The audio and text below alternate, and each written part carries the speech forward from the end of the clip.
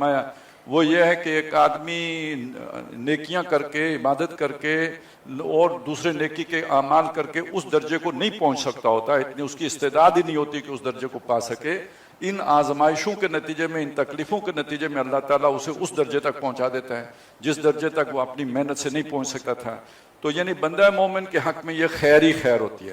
اسی لیے کسی نے کہا نا چلیں بس وہ پھر یہ جو ڈسٹربنس ہوتی ہے نا تو مجھے بات بھول جاتی ہے۔ ہرچے ساقیے ماں ریخت عین الطاف است، جو بھی میرے پیالے میں میرا ساقی ڈال دے، جتنا ایک گھونٹ ڈالے بھر دے، جو ڈالے وہ اس کی مہربانی ہے، اس کا لطف و کرم ہے، اس کی عنایت ہے، اس کی میرے ساتھ جو ہے نا اس کی محبت کا اظہار ہے۔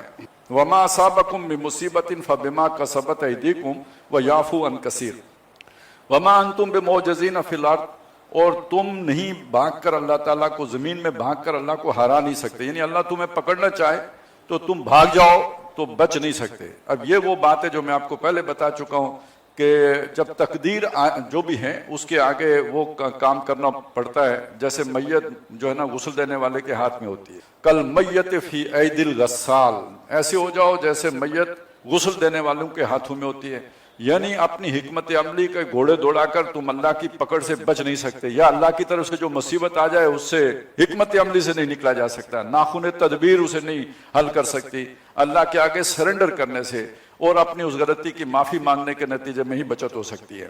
وَمَا لَكُم مِّن دُونِ اللَّهِ مِن وَلِيٍّ وَلَا نَصِيرٍ، اور نہ ہی تمہارے لیے اللہ کے مقابلے میں کوئی مددگار اور حمایتی ہو سکتا ہے کہ جس کی پناہ تبلغ کر کے تو اس مصیبت سے نکل سکو، وہ اللہ ہی اس مصیبت سے نکالتا ہے۔ جیسے یونس علیہ السلام کا ہم نے واقعہ پڑھا کہ وہ اپنے وقت سے پہلے چھوڑ گئے تھے قوم کو، مچھلی کے پیٹ میں چلے گئے، وہاں انہیں اندازہ ہوا کہ اس سے بچانے والا وہی ہے جس نے یہاں پہنچایا ہے، تو اسی کی طرف رجوع کیا، اسی سے درخواست کی تو اللہ نے نکال بھی دیا۔ وَمِنْ آیَاتِهِ الْجَوَارِ، اور اس کی نشانیوں میں سے ہے وہ جہاز فی البحر جو سمندر میں چلتے ہیں، کل اعلام جو پہاڑوں جیسے بڑے بڑے جہاز ہیں، انسانوں نے بنائے لیکن یہ کہ پانی تو اللہ نے بنائے ہیں جن کے اندر وہ چلتے ہیں، اور انسان کو یہ سمجھ بھی اللہ نے دی ہے۔ اِن یشاء یسکن الرِّیح، اگر اللہ تعالیٰ چاہے تو ہوا روک دے۔ یہ بادبانی جہازوں کا ذکر ہو رہا ہے، آج تو جو ہے نا انجن والے جہاز ہیں، ہوا چلے یا ہوا نہ چلے جہاز چلے گا، لیکن اس زمانے میں ہوا ہوگی، بادبان کو پریشر پڑے گا تو جہاز چلے گا۔ اگر اللہ چاہے تو ہوا کو روک دے، فَيَظْلَلْنَ رَوَاكِدَ عَلَى ظَهْرِهِ، تو رکے رہ جائیں جو سمندر کی سطح کے اوپر چل نہ سکے، کھڑے کے کھڑے رہ جائیں، تو گویا وہ چلتے ہیں تو اللہ ہوا چلاتا ہے تو چلتے ہیں، اور یہ اللہ کی مہربانی اور اس کی عنایت ہے۔ إِنَّ فِي ذَلِكَ لَآيَاتٍ لِكُلِّ صَبَّارٍ شَكُورٍ، بے شک اس میں نشانیاں ہیں ہر اس شخص کے لیے جو صبر کرنے والا ہے اور جو قدردان ہے۔ او یوبکھن بما کسبوا، ایک اور بات بھی ہو سکتی ہے رکے ہی نہ رہیں، اللہ انہیں غرق کر دے، ڈبو دے اللہ تعالیٰ انہیں، بما کسبوا، جو وہ جہاز والوں نے یا جن کا سامان اس کے اوپر لدا ہوا ہے ان کی غلطیوں کی پاداش میں، ان کے گناہوں کے نتیجے میں۔ وَيَعْفُو عَن كَثِيرٍ، مگر وہ بہت معاف کرتا رہتا ہے، لوگوں کے گناہوں کے باوجود انہیں جو ہے مواقع دیتا رہتا ہے۔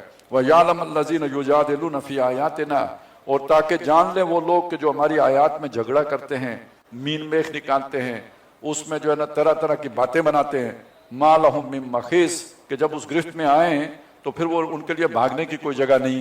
یہ انہیں جو اگر اس جہاز پہ اوپر ایسے لوگ سوار ہوں جو اللہ کی آیات کے بارے میں ایسی بات کریں تو جب وہ ڈوبنے لگے گا تو انہیں پتہ جائے گا کہ بھاگ کے کہیں بھی نہیں جا سکتے، اب اللہ ہی کو پکاریں گے اپنا اطاعت اس کے لیے خالص کرتے ہوئے۔ فَمَا أُوتِيتُم مِّن شَيْءٍ فَمَتَاعُ الْحَيَاةِ الدُّنْيَا، اب پہلی بات تو وہ بتائی تھی کہ جو مصیبت آتی ہے، جو کچھ تم سے چھنتا ہے، مصیبت کس شے کا نام ہے؟ بیماری آ گئی یعنی صحت چھن گئی، آپ کو کوئی جو ہے نا کوئی نقصان ہو گیا یعنی مال چھن گیا، کوئی حادثہ ہو گیا یعنی کوئی اپنا عزیز چھوٹ گیا، یہ ساری مصیبت کا دوسرا مطلب یہ ہے کہ جو کچھ عطا ہوا ہے، تو اب یہ دو پہلو ہو گئے امتحان کے کہ اللہ نے کوئی نعمت دی ہے، اور دوسرا پہلو یہ کہ اللہ نے کوئی نعمت چھین لی ہے۔ تو پہلے ذکر آیا کہ جو اللہ نے نعمت چھین لی یعنی مصیبت آ گئی، تو اس کا بتایا کہ اس کا ایک مومن کا تصور اس کے بارے میں یہ ہونا چاہیے اوریجنلی۔ باقی یہ کہ یہ اسباب کو ضرور دیکھے کہ کس وجہ سے آئی، وہ اسباب دیکھنے سے منع نہیں کیا گیا، لیکن یہ حقیقت معلوم ہونی چاہیے کہ اس کے پیچھے اصل وجہ کیا ہے۔ وہ جو دعا کی گئی نا، اللہم ارنی حقیقت الاشیاء کما ہی، اللہ جو کچھ بھی ہو رہا ہے یا جو بھی چیزوں کی حقیقت ہے جیسے کہ وہ اصلاً ہے ویسے مجھے دکھا۔ تو ایک ظاہر میں بخار ہے، اب اس کا سبب کوئی مچھر بنا ہے، کوئی وائرس بنا ہے، کوئی جرثومہ بنا ہے، وہ ظاہری اسباب ہیں، ان کا بھی پتہ کریں، اس سے منع نہیں کیا، لیکن یہ معلوم ہونا چاہیے کہ یہ بخار اس کی طرف سے آیا ہے، یہ میرے گناہوں کے جھڑنے کا باعث ہے، میرے درجے بلند کرنے کا ذریعہ۔ یہ ایک نقطہ نظر جو ہمارا واضح ہونا چاہیے ان مشکلات کے بارے میں۔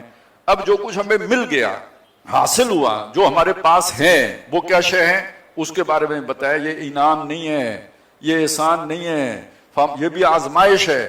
اور اگر یہ نقطہ نظر نہیں ہوگا جو ہم بتا رہے ہیں تو نقصان ہی نقصان ہے۔ بے شک آپ کے پاس فرعون جیسی جو ہے نا اقتدار ہو، قارون جیسی دولت ہو، نقصان ہے۔ تو نقطہ نظر ٹھیک ہو تو بس سارا کچھ ٹھیک ہو جائے گا۔ وہ نقطہ نظر کیا ہے؟ وہ یہ ہے فما اوتیتم من شیء، جو شے بھی تم دیے گئے، یعنی تمہارے پاس جو کچھ بھی ہے، صحت ہے، صلاحیت ہے، علمی ہے، جسمانی ہے، مال ہے، دولت ہے، اولاد ہے، کاروبار، جو بھی ہے، جو چیز بھی تم دیے گئے ہو، فمتاع الحیات الدنیا، دنیا کی زندگی کا برتنے کا سامان ہے۔ اس جو سامان جو استعمال کر کے ترک کیا جاتا ہے اسے متاع کہتے ہیں۔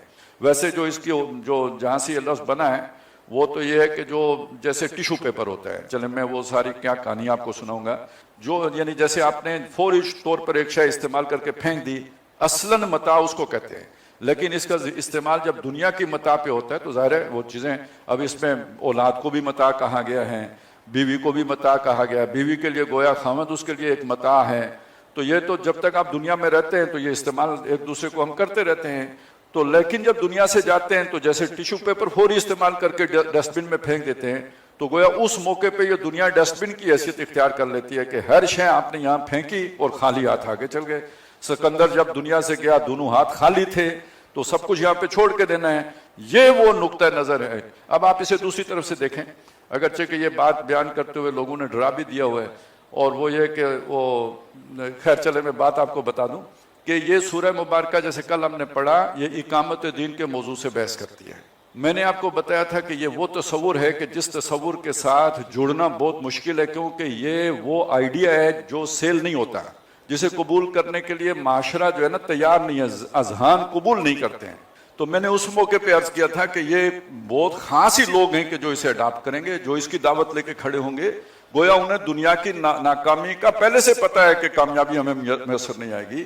تو اب یہ ان لوگوں سے خطاب ہو رہا ہے اور انہیں یہ بتایا جا رہا ہے کہ یہ اس رستے میں جو مصیبتیں آئیں گی، جیسے حضرت لقمان نے بیٹے سے کہا تھا اقیم الصلاۃ اور وامر بالمعروف ونہا عن المنکر واصبر علی ما اصابک، تو مصیبتیں آئیں گی۔ آپ اگر کمفرٹ رہنا چاہتے ہو کمفرٹ زون میں تو ٹھیک ہے، یہ دعوت نہ دو، گھر بیٹھو یا گٹھ پکڑو یا تسبیح پکڑو، لگے رہو تو خیر رہے گی، لوگ جلیبی بھی لا کے دیں گے، دودھ بھی پلائیں گے، اور یہ بھی بتائیں گے بہت اللہ والے ہیں، اور خوب چرچا بھی ہوگا اور ڈنڈورا بھی پیٹے گا، سب کچھ ہوگا۔ لیکن اگر آپ یہ دعوت لے کے اٹھو گے تو تکلیفیں آئیں گی، مصیبتیں آئیں گی، انہیں اس طرح برداشت کرنے ہیں۔ اور اگر اس میں کچھ ملتا ہے تو اس کو بھی یہ جان لو یہ دنیا کی زندگی کا سامان ہے۔ یہ نقطہ نظر جن لوگوں کا ہوگا وہ اس پر ثابت قدم رہ سکتے ہیں۔ جو پچھلی صورت پہ ہم نے پڑھا تھا ان الذین قالوا ربنا اللہ ثم استقاموا، جنہوں نے کہا ہمارا رب اللہ ہے پھر ڈٹ گئے، وہ ڈٹیں گے جن کی سوچ کے اندر یہ گہرائی آ چکی ہو، جن کا ویژن ٹھیک ہو چکا ہو، دنیا کو دیکھنے کا زاویہ نگاہ صحیح ہو چکا ہو، وہ ہیں کہ جو اس پر ثابت قدم رہیں گے۔ نہیں تو لوگ یو ٹرن لیں گے تو ظاہر ہے اپنے آپ کو تو غلط نہیں بتائیں گے، جو چل رہے ہیں انہیں کہیں گے پاگل ہیں، غر ہؤلاء دینہم، ان کے دین نے ان کو دیوانہ کر دیا، پاگل کر دیا، دماغ خراب ہو گیا ہے۔ انہوں نے جو ہے نا سبز رنگ کی اینک پہنی ہوئی ہے، جیسے وہ سامن کے اندر کو تو نہیں کہہ سکتے تھے نا، ظاہر ہے جن کو آپ ابو ابا ابی کہتے ہوں تو ان کو سامن کا اندھا تو نہیں کہہ سکتے، ان کو تو آپ تقدس ہی ان کا برقرار رکھیں گے، محبت کا اظہار کریں گے۔ خاص طور پہ اگر چندے انہی کے نام پہ آتے ہوں تو کیسے آپ انہیں کوئی برا نام دے سکتے ہیں یا اس طرح کہہ سکتے ہیں۔ لیکن اب مہذب طریقہ کیا ہے؟ مہذب طریقہ یہ ہے کہ جناب انہوں نے تو سبز اینک پہنی ہوئی تھی جیسے کسی نے، تو اسے ساری ہر طرف سبزہ سبزہ ہرا ہرا ہی نظر آئے گا، تو پورے قرآن میں سوائے اقامت دین کے انہیں کچھ نظر ہی نہیں آتا تھا۔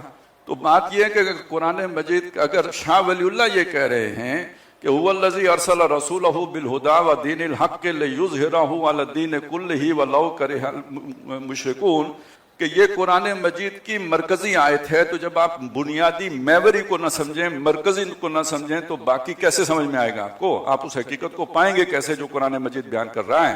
اور اگر کوئی وہ کر رہا ہو تو آپ اگر اس پر یہ طنز کریں کہ اس نے سبز اینک پہنی ہوئی ہے، ذرا میں آپ کے سوچنے کے لیے یہ سوال آپ کے سامنے رکھ رہا ہوں کہ بظاہر ادب بھی ہے، تعظیم بھی ہے، محبت کا اظہار بھی ہے، یہ سطح کے اوپر جو محبت کے زمزمے بہ رہے ہیں اس سمندر میں، اس کی تہ میں جو نفرت، بغض، کینے کا آتش فشاں ہے، اس کا آپ تصور کریں اس جملے سے کہ جب کوئی کہے کہ بھائی ہمارا جو ہے نا، انہوں نے تو سبز عینک پہنی ہوئی تھی، سوائے اقامت دین کے پورے قرآن میں انہیں کچھ اور نظر ہی نہیں آتا تھا، کس درجے اندر بغض ہے، نفرت ہے۔ تو یہ بہرحال یہ حادثے ہیں، ہم نے خود بھگتے ہیں، دیکھے ہیں۔ یہ میں جو بات آپ کو بتا رہا ہوں یہ چشم دید ہے، اور ان کانوں کی سنی ہوئی ہے، سامنے کی ہیں، بھگتی ہوئی ہیں۔ لیکن اصل بات یہی ہے کہ دنیا کے اس قرآن مجید میں نبی صلی اللہ علیہ وسلم کا جو مشن بیان کیا گیا وہ یہی، هو الذی ارسل رسولہ بالہدی ودین الحق لیظہرہ علی الدین کلہ، اور اسی مشن کی تکمیل میں آپ نے پیٹ پر 2 پتھر باندھے کہ جہاں پر وہ بات آئی لقد کان لکم فی رسول اللہ اسوۃ حسنہ، اور جو اس کو بھول کے باقی کسی شے کو اختیار کر لے تو اب آپ خود سوچیں کہ وہ سیدھے راستے پہ ہے، اس نے قرآن کا فہم پایا ہے۔ وما عند اللہ، اور جو کچھ اللہ کے پاس ہے، خیر، وہ بہت بہتر ہے۔ اور ظاہر ہے اگر دنیا میں فرض کریں جو اقامت دین کا تصور ہے یہ پورا بھی ہو جاتا ہے، اللہ کے ہاں جا کے کوئی فرد ناکام ہو جاتا ہے تو اسے کامیاب آدمی نہیں قرار دیا جا سکتا، تو اصل کامیابی تو یقیناً وہی ہے جو آخرت کی ہے۔ لیکن کیا اللہ کی عبادت سے منہ موڑ کر، یا آدھی عبادت کر کے اور آدھی سے جان بچا کر، یا جو مشن اللہ نے سونپا ہے اس سے ہٹ کر اللہ کو راضی کیا جا سکتا ہے؟ یہ کہہ کے کہ یہ تو دنیا کا کام ہے، یہ تو سیاست کا کام ہے، ہم تو کوئی اور ہی، تو یہ کیا اللہ کی تعلیمات ہیں؟ تو اللہ کو آپ بادشاہ نہیں مانتے کیا؟ اللہ کو حاکم نہیں مانتے کیا؟ تو اگر وہ بادشاہ ہے اور حاکم ہے تو اس نے جو فرامین دیے ہیں ان کے نفاذ کی آپ کوشش نہیں کرتے، تو اللہ سے کیا وفاداری ہے آپ کی؟ وما عند اللہ خیر، اور جو کچھ اللہ کے پاس ہے وہ بہت بہتر ہے۔ وابقا، اور وہ باقی رہنے والا ہے۔ للذین آمنوا، ان لوگوں کے لیے جو اللہ پر ایمان رکھیں، یقین رکھیں۔ وعلی ربہم یتوکلون، اور اللہ ہی پر، اپنے رب ہی پر بھروسہ کرنے والے ہوں۔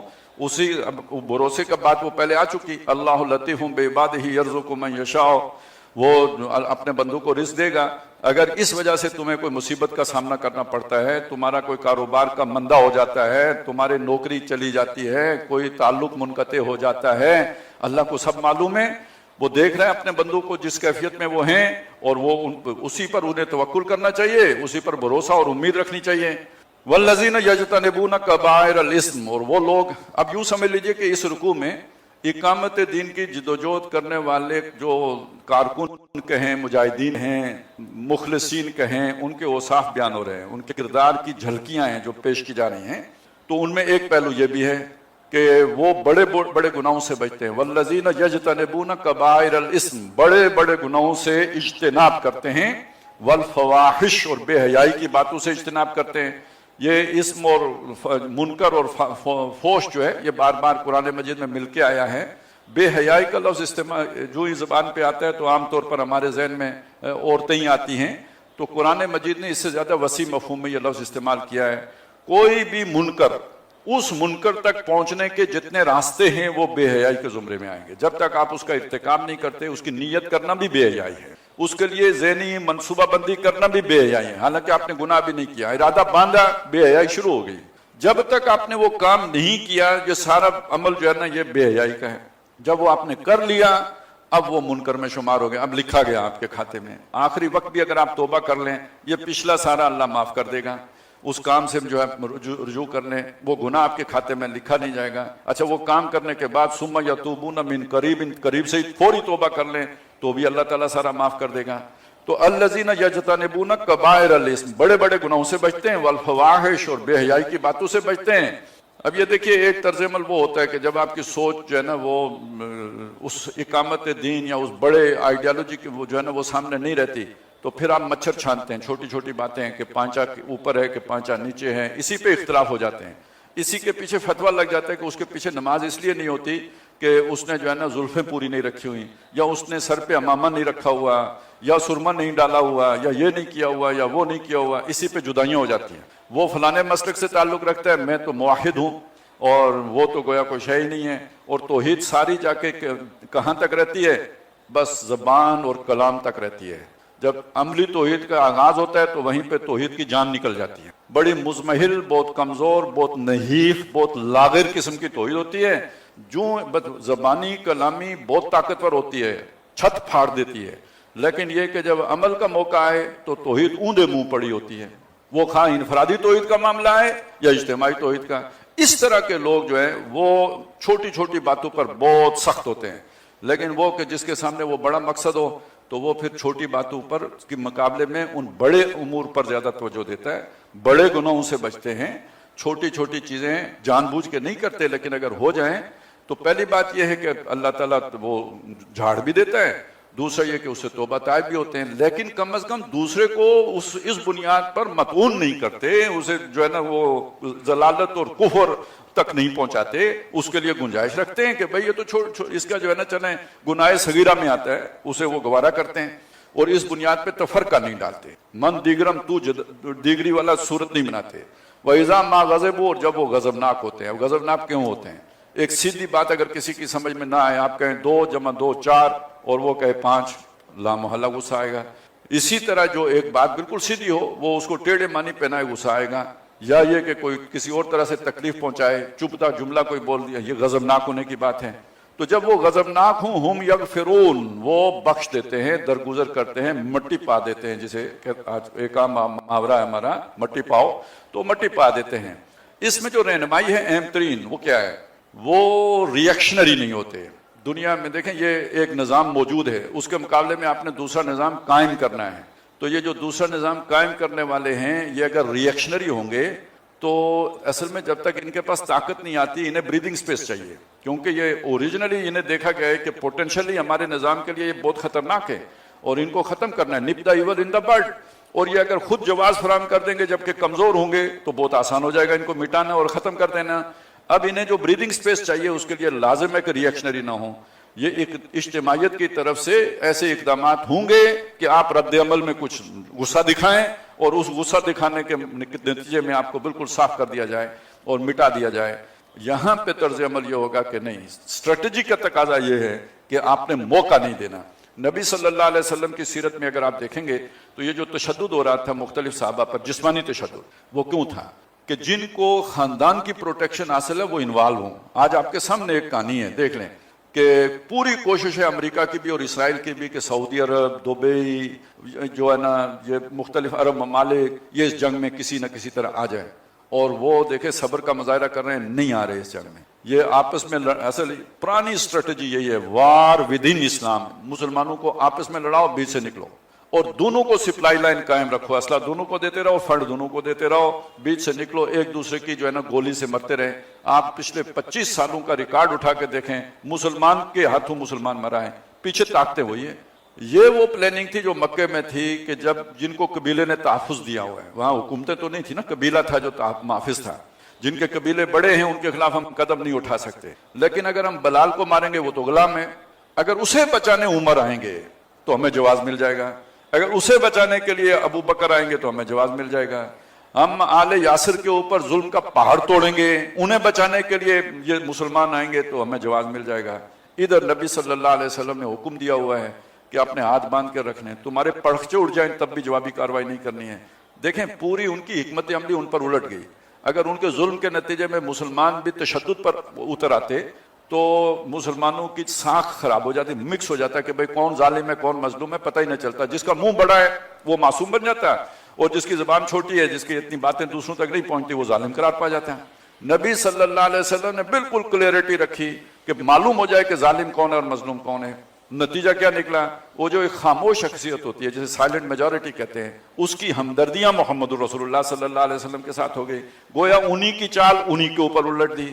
اب ہم نے سب نے مل کے، مسلمانوں نے 9/11 کے بعد کیا کیا؟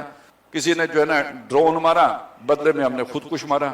دعویٰ وہ سکھوں والا کر دیا کہ ہم تمہاری عمارتیں بھی نہیں چھوڑیں گے. امریکہ برطانیہ میں جتنے مسلمان ہیں وہ بڑی عمارتوں کے قریب جانے سے دور دور رہیں. یعنی پیغام کیا دیا کہ ہم یہ عمارتیں اڑا دیں گے. تو دنیا میں گویا ہم نے ایک اپنا خطرناک جو ہے نا صورت پیش کر دی. تو پھر ہر ظلم کو جواز مل گیا. ابھی تھوڑا سا آپ نے دیکھا نا غزہ میں، وہاں پہ صورت ایسی بنی کہ وہ مظلوم ظاہر ہوئے، دنیا کو پتہ چلا کہ یہ مظلوم ہے. تو اس کے نتیجے میں اسرائیل کی ساکھ کیسی جو ہے نا وہ پاتال میں گری ہے. پہلی دفعہ جب سے اسرائیل بنا ہے، پہلی دفعہ دنیا کی نگاہوں میں اتنا گرا ہے اس اپنے ظلم کی وجہ سے جو اس نے اہل غزہ پہ کیا. یہ بات ہم پہلے نہیں سمجھ سکے، لیکن قرآن مجید تو ہمیں بتا رہا ہے کہ آپ کبھی بھی ایک جو تحریک، جو ری ایکشنری تحریک ہوتی ہے، وہ دشمن کے ہاتھ میں کھیل رہی ہوتی ہے اور انہوں نے پہلے سے ری ایکشن میئر کیا ہوا ہوتا ہے. ہم یہ ایکشن کریں گے, یہ اتنا ری ایکشن کر سکتے ہیں, اور اس کی حکمت عملی بنائی ہوئی ہے کہ پھانسیں گے کیسے. لہذا بیسٹ اسٹریٹجی یہ ہوتی ہے کہ آپ ریئیکٹ نہ کریں, اپنے وقت کا انتظار کریں, بہترین وقت کا انتظار کریں, اس وقت جا کے اپنا بدلہ لیں. تو اذا ما غضبوا, جب وہ غضبناک ہوتے ہیں, ہم یغفرون, اس وقت وہ اسے ڈھانپ دیتے ہیں. لفظ سنیں, ڈھانپ دیتے ہیں. یہ نہیں کہا کہ بھائی وہ اسے جو ہے نا بالکل بھول جاتے ہیں, پرواہ ہی نہیں کرتے, وہ جو ہے نا جیسے آپ نے کوئی پانی کا چھینٹا مارا ہو اس طرح کی صورت نہ آنا, اسے ڈھانپ دیتے ہیں. وقت پہ دیکھیں گے, وہ آگے آ جائے گا وقت پہ کیسے دیکھیں گے. والذین استجابوا لربہم, اور وہ لوگ کہ جو اپنے رب کی پکار پہ لبیک کہتے ہیں. اب یہ دیکھیے یہ پکار کیا ہے جس پر کہ وہ لبیک کہتے ہیں. اس سورہ مبارکہ میں ایک ہی پکار ہے. یہ آپ یوں سمجھے کریں نا سورتوں کو, ایک سورت اللہ کی ایک تقریر ہے, ایک خطاب ہے جو کسی ایک موقع پہ اللہ نے فرمایا. یہ صورتیں, یہ قرآن مجید کو کتاب اس معنی میں کتاب نہیں ہے جیسے ہماری کتابیں ہوتی ہیں مختلف سبجیکٹ کی ہے, اس طرح کی کتاب نہیں ہے. یہ اللہ کے خطبات ہیں, مختلف صورتیں اللہ کے مختلف خطبے ہیں جو اللہ نے مختلف مواقع پر نبی صلی اللہ علیہ وسلم پر اتارے ہیں. اب یہ ایک خطبہ ہے, یعنی سورہ شورا آپ کہیں ایک خطبہ ہے, اور اس خطبے میں اللہ تعالیٰ نے جو بنیادی بات کہی ہے وہ ان اقیم الدین ہے. واحد بات ہے جو جمع کے صیغے میں آئی ہے. باقی آپ دیکھیں جو حضور سے خطاب ہے فلذالک فدعو, یہ واحد کے صیغے میں ہے. واستقم کما امرت, واحد کے صیغے میں ہے. وَقُلْ آمَنْتُ بِمَا أَنزَلَ اللَّهُ مِنْ کتاب, اور کہو اے نبی آپ کہو کہ میں ایمان لایا اس پہ جو اللہ نے کتاب میں مجھ پر اتارا ہے. وَأُمِرْتُ لِأَعْدِلَ بَيْنَكُمْ, واحد کا صیغہ ہے. اب یہ وہ موقع ہے, یہ صرف ایک صیغہ امر کا ملے گا آپ کو اس پوری صورت میں, اور وہ صیغہ ہے امر کا جو جمع میں آیا ہے وہ اقیم الدین ہے. ان اقیم الدین, کہ تم دین کو قائم کرو, یہ جمع مخاطب کا صیغہ ہے. اب یہ یہاں بھی جمع کا لفظ ہے والذین استجابوا لربہم. اب پکار کیا ہے کہ اس اللہ کو بڑا کرو, اللہ کا دین قائم کرو. تو جو اس پکار پر لبیک کہتے ہیں والذی, اور اچھا ایک اور پکار ہوتی ہے, وہ وقت کی پکار ہوتی ہے, وہ جو اپنے وقت کی, یعنی کسی وقت کی ایسی ضرورت, جیسے کہ سورہ انفال میں یہی لفظ آیا ہے کہ استجیبوا للہ والرسول اذا دعاکم لما یحییکم, اللہ اور رسول کی پکار پہ لبیک کہو جب وہ تمہیں پکارے اس چیز کی طرف جس میں تمہاری زندگی ہے. اب وہ وقت کی پکار تھی, جنگ سر پہ آ گئی ہے, لشکر آ گیا ہے لڑنے کے لیے, اور لڑو گے نہیں تو مدینے پہ قبضہ کرے گا اور تمہاری اس جو بھی تحریک ہے اس کو کچل دے گا. اب وہ مرحلہ آ گیا, کچلنے کا مرحلہ آ گیا ہے, چھیڑ دیا ہے تم نے وہ جو ہے نا ان کو ایکشن پر آمادہ کر لیا ہے. اب وہ نکل آئے ہیں تمہیں کچلنے کے لیے. تو یہ کام آپ نے اس وقت کیا ہے جب آپ کے پاس وہ طاقت ہے مقابلہ کرنے کی. اب اگر تم نہیں مقابلہ کرو گے, لڑو گے, تو کچل دیے جاؤ گے, مٹا دیے جاؤ گے. اب وہ وقت کی پکار تھی. تو جو وقت کی پکار ہے وہ بھی گویا اللہ کی پکار ہے. زبان خلق کو نکارہ خدا سمجھو, اور ایک یہ اللہ کی پکار ہے کہ اللہ کے دین کو قائم کرنے کی جدوجہد کرو. تو دونوں باتیں, واپس نہیں پھیرا کبھی فرما جنوں کا, تنہا نہیں لوٹی کبھی آواز جرس کی, اس عشق نہ اس عشق پہ نادم ہے مگر دل, ہر داغ ہے اس دل میں بجز داغ ندامت. ایسی کوئی شرمندگی نہیں ہے کہ میں نے بات مانی نہیں, یا کوئی پس پیش کیا ہو, یا کنارے کنارے رہ کے عبادت کرنے کی کوشش کی ہو, بیچ منجدار کے اپنا گھوڑا ڈالا ہے, پھر انجام جو بھی ہو سو ہو. یہ ہے اللہ کی پکار پر لبیک کہنا. یعنی وہ لوگ پوری طرح جو کمیٹڈ ہیں, ڈیووٹڈ ہیں, وہ ہیں جو اپنے رب کی پکار پر لبیک کہنے والے ہیں. والذین استجابوا لربہم واقاموا الصلاۃ, اور انہوں نے نماز قائم رکھی. وَأَمْرُهُمْ شُورَىٰ بَيْنَهُمْ, اور ان کے باہمی معاملات باہمی مشورے سے طے پاتے ہیں.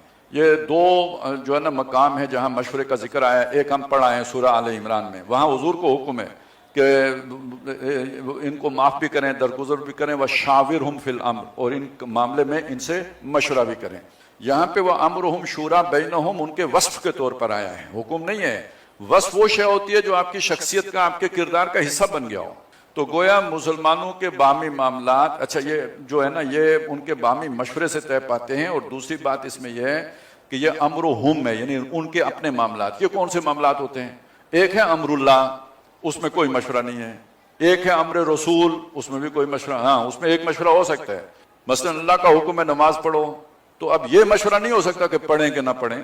یہ مشورہ ہو سکتا ہے کہ کیسے پڑھی جائے, ایک اکٹھی جماعت کی جائے. خطرہ ہے کچھ لوگ آگے موجود رہیں جو ہے نا محاذ کے اوپر, اور آدھے پہلے پڑھ لیں آدھے بعد میں پڑھ لیں. ان چیزوں پہ مشورہ ہو سکتا ہے. کتنے بجے پڑھیں, اول وقت میں پڑھیں یا آخر وقت میں پڑھیں, یہ قابل مشورہ ہے. جہاں گنجائش ہے وہاں مشورہ ہوگا.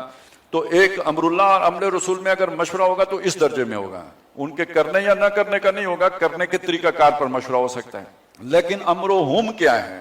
وہ امرہم ہے ان کا وہ معاملات جہاں اللہ اور رسول نے کوئی حکم نہ دے رکھا ہو، کوئی جو ہے نا سچویشن کا کوئی تقاضا آ گیا، یہ امرہم ہے۔ اب اسے کون طے کرے گا؟ قرآن مجید یہ کہتا ہے یہ مسلمان طے کریں گے، جو کوئی ایک فرد نہیں طے